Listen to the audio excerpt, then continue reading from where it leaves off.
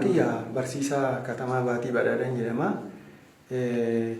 Damee aadaaf dagaagina afaanii kana biiroo barnoota Oromiyaati kan nuu kenne. Maanuwaalii kanarratti hundoofnee karoora baafannee erga karoora baafannee waranneen booda karoora keenya irratti hundoofnee akkuma asirraa mul'atamu gosoota afoollaniitu asirra jira. Afoola kana barattoota hirmaachisnee akka miseensaatti jechaadha.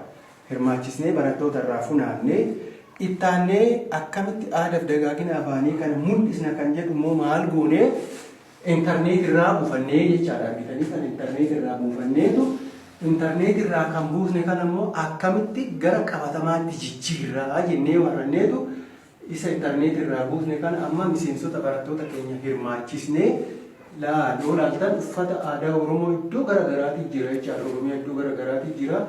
Isa gara qabatamaatti jijjiirree ijoolleedhaaf qoqqoonnee ijoolleen uffata kana galchanii jechaadha. Maachirra mul'atu uffata kana fidanii nu galchanii uffata kana sassaabnee galchinee hayyoonni kuni warra asirra jiran suuraan asirra jiru kuni hundi isaaniitu warra barnoota irratti gahee guddaa taphatanii Jeneraal Taaddasaa Birruu lameen hundi haa baratu jedha.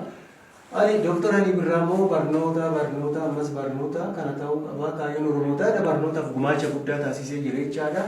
Bilillees sababa ishiitiin biyya alaatti baatee achitti gurguramtee sababa ishiitiin ogbarruun afaan Oromoo akka jalqabe.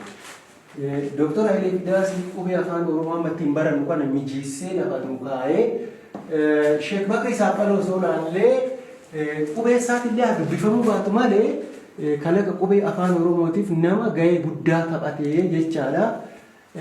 Obbo Ibsaa Guutamaa yoo ilaalle immoo ministeera barnoota Itoophiyaa ture yeroo sana kitaabni afaan Oromoo kun akka maxxanfamee manneen barnootaa qaqqabuuf gahee guddaa nama taphate jechaadha.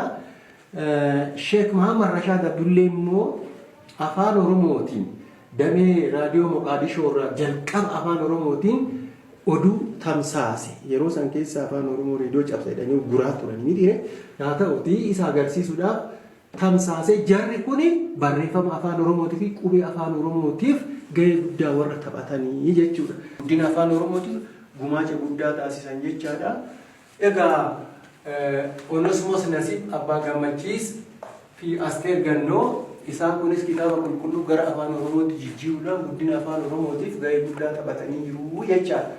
Egaa aadumaan wal qabsiisneetu waan aadaadhaan wal qabatu asirra keenyee jechaadha. Miseensota barattoota keenya hirmaachisnee akkasitti qabatamaan seessifannee jechaadha.